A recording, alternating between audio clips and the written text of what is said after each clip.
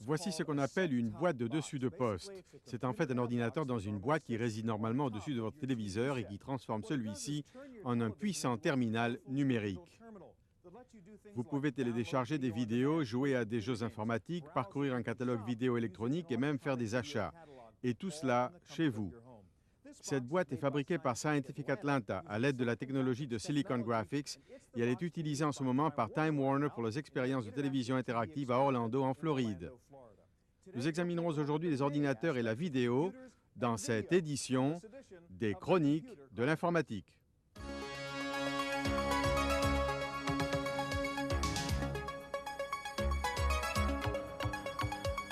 Les Chroniques de l'informatique.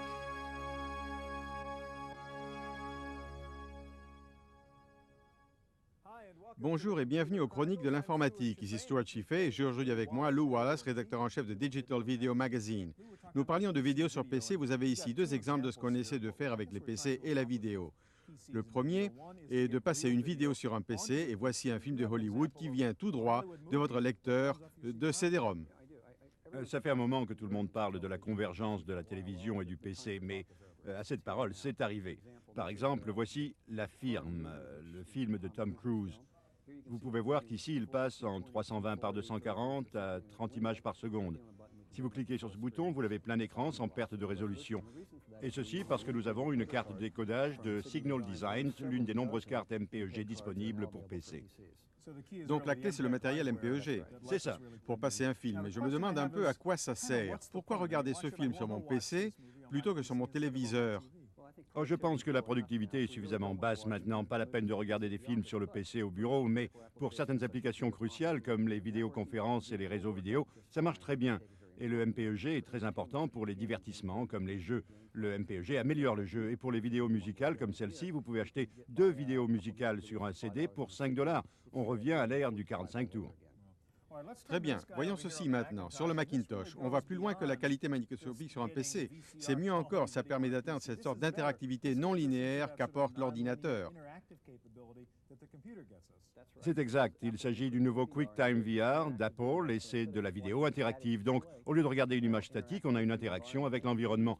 Ils utilisent la photographie panoramique à 360 degrés pour créer ces fichiers spéciaux. Pour QuickTime VR, vous pouvez regarder autour de vous, vers le haut, le bas, et surtout, il y a l'interaction avec les composants de l'environnement. Par exemple, si ceci m'intéresse, je peux cliquer dessus et j'obtiens un tableau qui m'en dit plus.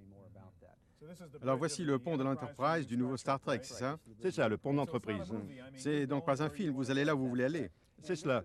Et on peut aussi l'utiliser pour la vente interactive, pour visiter un musée ou des bâtiments qui n'ont pas encore été construits. Un architecte pourrait créer des fichiers QuickTime VR avec un programme d'animation et le client pourrait le visiter. C'est arrivé. Oui. Bien, avec un système de vidéo sur votre PC, vous pouvez transformer votre ordinateur en un visiophone qui vous permet de rencontrer d'autres personnes dans le même espace audio et vidéo.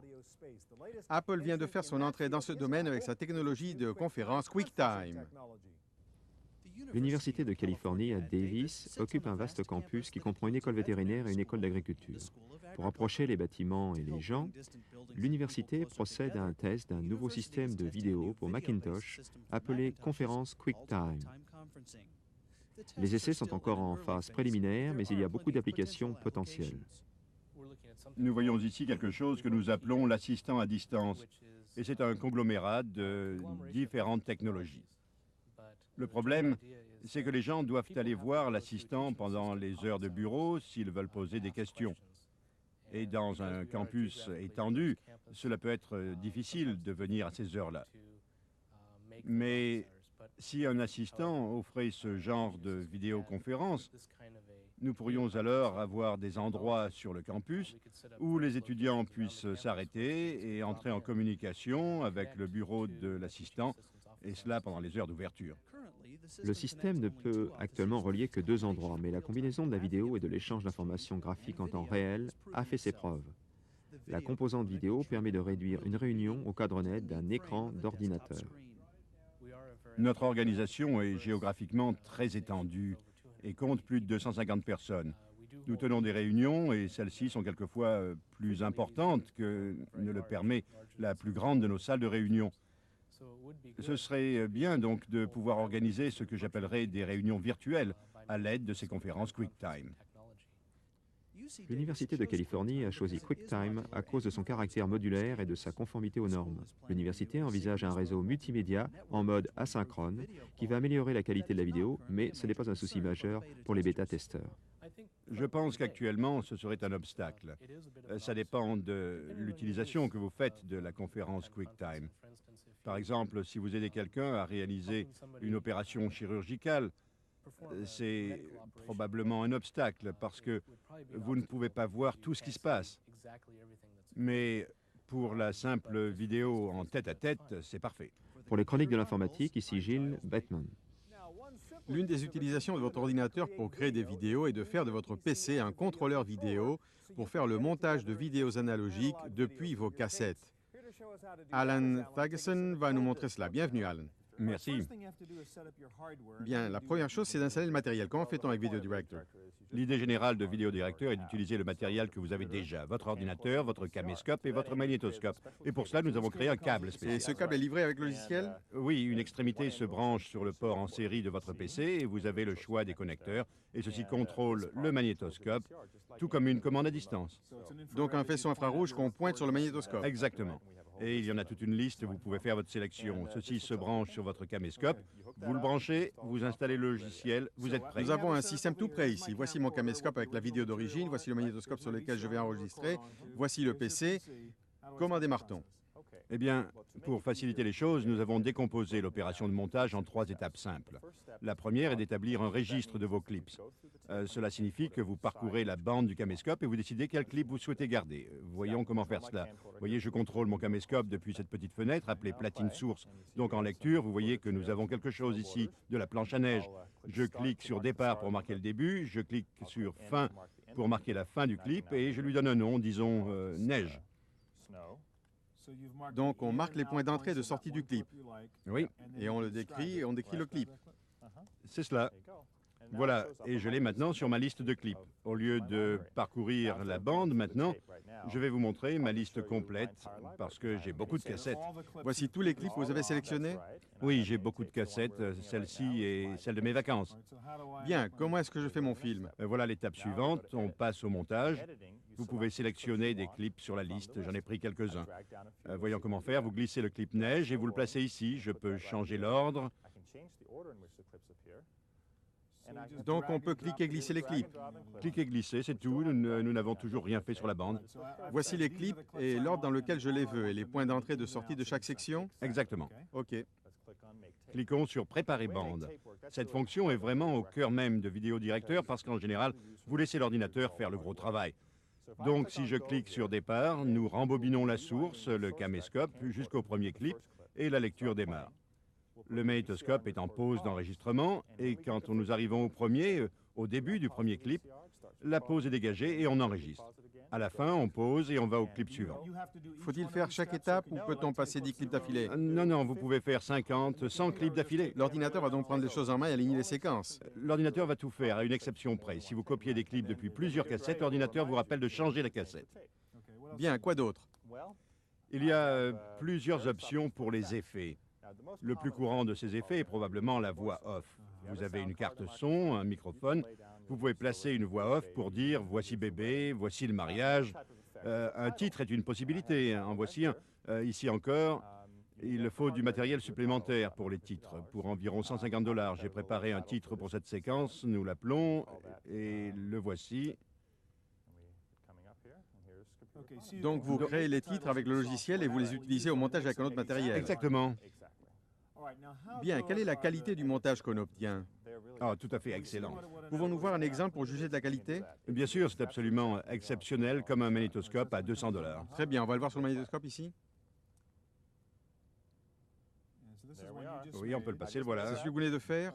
Oui, comme vous pouvez voir, ça marche vraiment très fort. Très bien. Combien coûte Video Director? $99 à peu près. Très bien, merci beaucoup. Je vous en prie.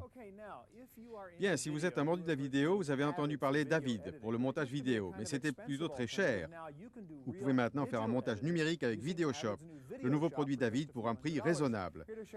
Ravi Mayra de chez Avid est ici pour nous le montrer. Comment allez-vous, Ravi? Très bien, merci. Bien, là, nous avons utilisé des bandes vidéo analogiques. Vous allez nous montrer la même chose en vidéo numérique. Vidéo numérique, c'est-à-dire que nous capturons la vidéo sur ordinateur et nous la manipulons à la façon du texte dans un traitement de texte. Et vous faites le montage non linéaire directement depuis le disque dur? Exactement. Bien, comment fait-on? Il faut d'abord relier la caméra ou le magnétoscope ou le caméscope à la carte audio-vidéo. Voici un Macintosh AV tout à fait ordinaire. Et j'espérais que vous seriez la vedette de mon film. Je vais appuyer sur enregistrement, je vais compter jusqu'à 3 et vous allez agiter les bras et dire Vidéo Shop. Vous voulez que je fasse une pub pour vous? C'est cela. Allons-y, prêt. 1, 2, 3. Video Shop. Super. C'est ce que je vais faire maintenant. Vidéoshop réalise une icône de ça, c'est-à-dire une icône filmée. Donc, quand elle est dans le dossier, il est très facile de voir de quel clip il s'agit, parce que nous avons un extrait de 3 à 5 secondes. C'est le clip que vous venez de filmer? Oui. Depuis le disque dur? Et puis un nom aussi. Depuis le disque dur, c'est ça.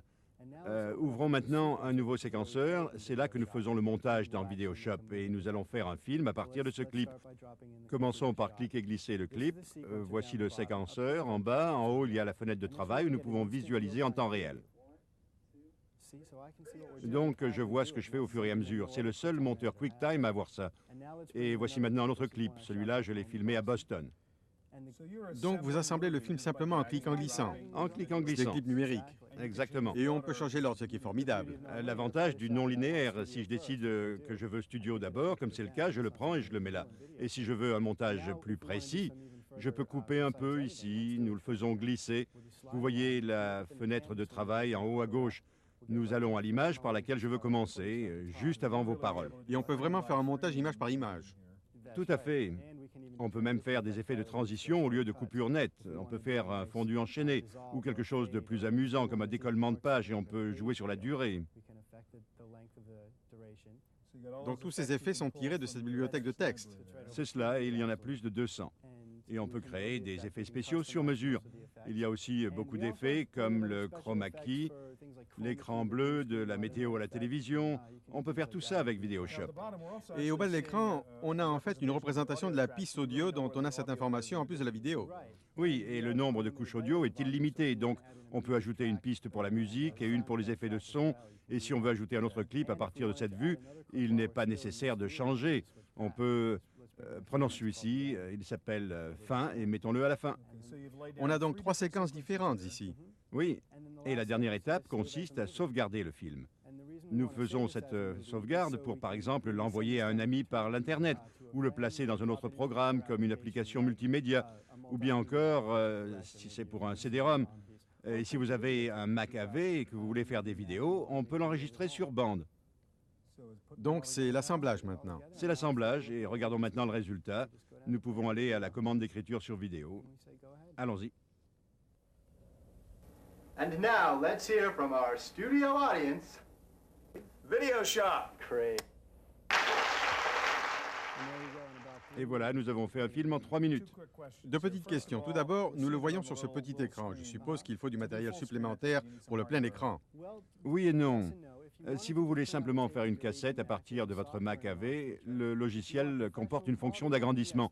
Si vous recherchez la qualité professionnelle, il y a beaucoup de cartes QuickTime qui peuvent faire du plein écran sans perte de résolution. Et vous pouvez utiliser Vidéoshop, bien sûr, pour le montage. Une dernière question. C'était un film de 3 secondes. Quelle est la taille du fichier et quelle est la durée que je peux atteindre? Je peux vous dire exactement la taille du fichier. 4 mégaoctets,4. Et si j'utilise la compression Cinepack, je peux diminuer ça de 60%. Bien, merci beaucoup.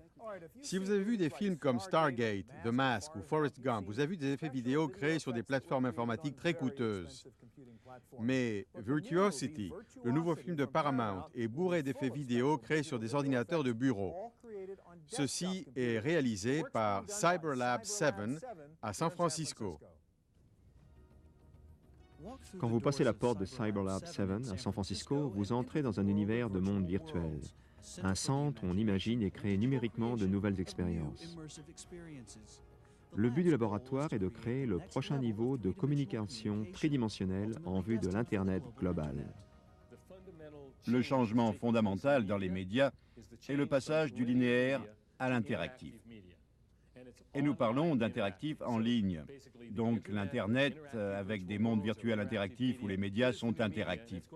Cela va rendre désuet la télévision et le film, ainsi que la plupart des médias que nous connaissons.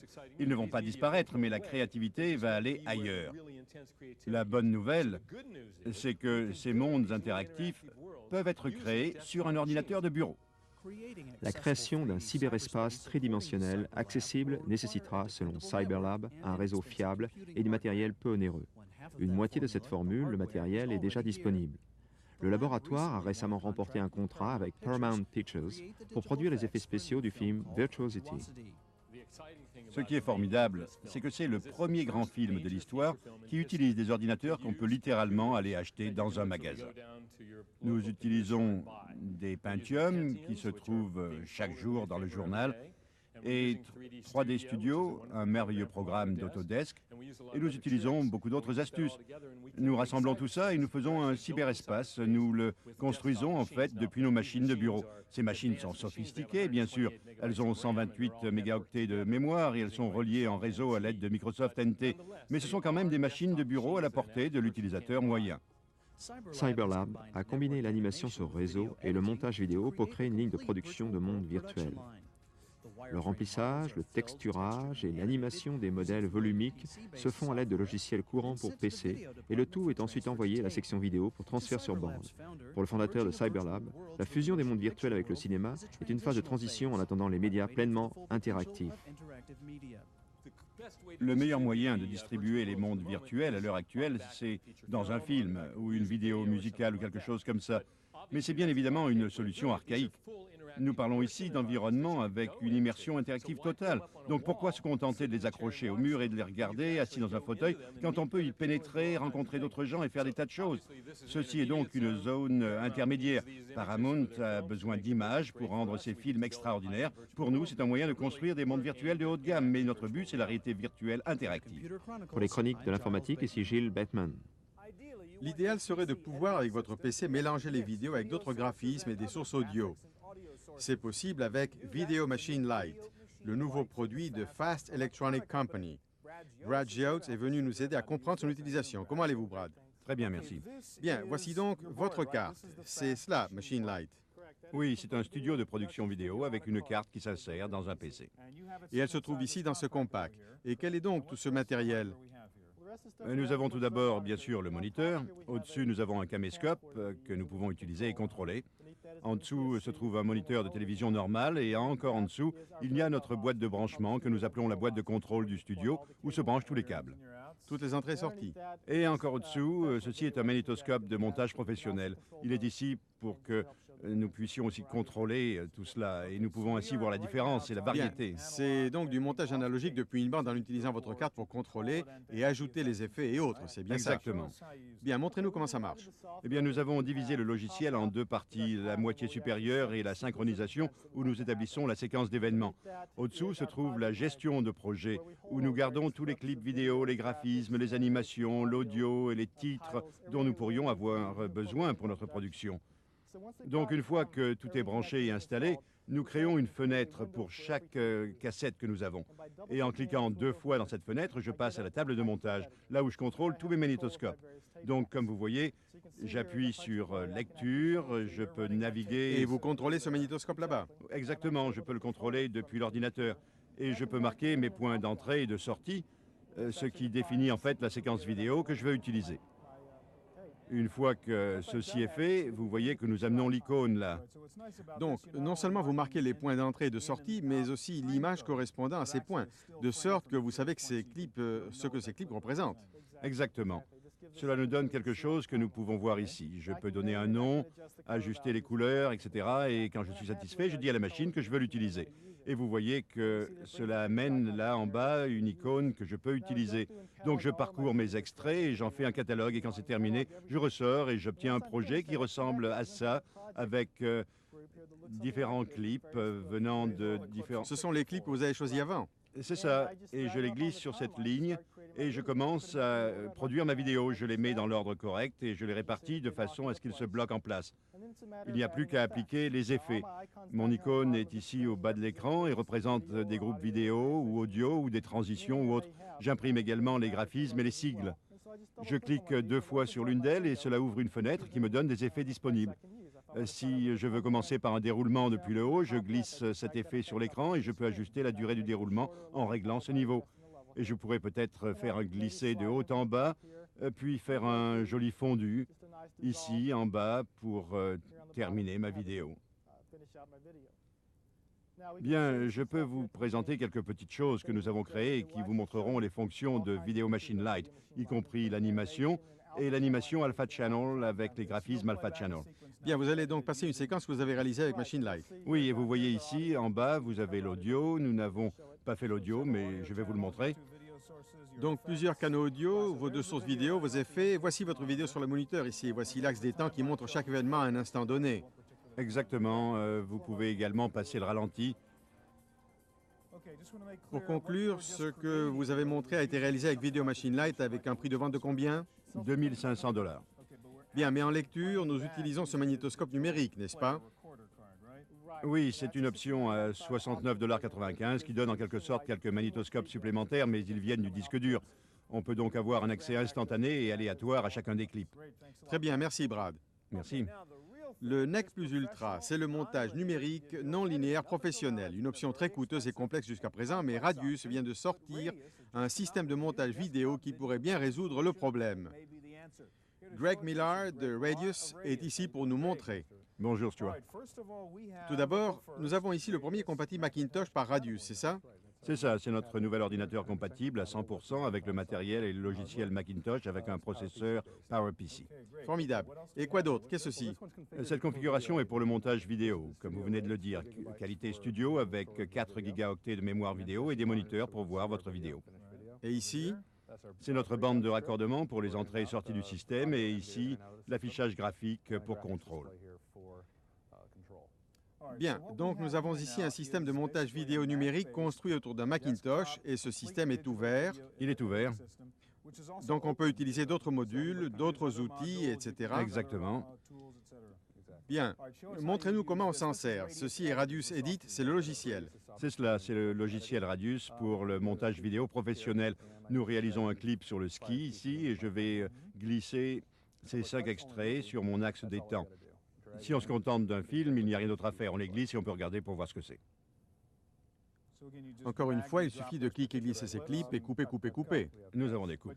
Mais on peut faire bien d'autres choses, bien sûr. Bien sûr, la plupart des gens aiment introduire des transitions. Voici un diaphragme, on peut le modifier. Vous voyez sur l'écran ce que ça va donner. C'est une prévisualisation très grossière. Pour voir le résultat final, tournons-nous ici pour voir à ce quoi ressemble le diaphragme. Bord adouci. Ce qui est bien avec ce contrôle numérique, c'est que non seulement on choisit une transition, mais on peut aussi voir ce que ça donne avec les deux séquences et la synchro. Oui, sur le moniteur, vous pouvez voir vos couleurs et tout le reste. Voici autre chose, un fondu par exemple. Je pense que pour notre production d'aujourd'hui, nous allons choisir un fondu vers le bleu et retour dans la séquence suivante. On peut placer cette transition par-dessus le clip. Je pense qu'aujourd'hui, nous allons aussi mettre un titre et on peut le mettre sur la piste des effets. Nous pouvons avoir autant de pistes que nous le souhaitons, c'est illimité. Voyons maintenant le résultat. Voici le moniteur du programme et nous pouvons arranger un peu et vous voyez que nous ajoutons une petite note, une ombre projetée. Et je vais vous montrer quelques titres. En voilà un. Encore une fois, vous créez le titre et ajoutez les effets avec Radius Edit. C'est cela. La fonction titre est incorporée dans Radius Edit. Pas seulement incorporée, mais incorporée de façon transparente. Vous pouvez mettre le titre par-dessus votre vidéo. Donc vous pouvez créer un petit film numérique et nous le passer? Bien sûr, voici notre film, il y a un titre, nous avons nos transitions et nous ajoutons une piste sonore et je vais le passer en plein écran.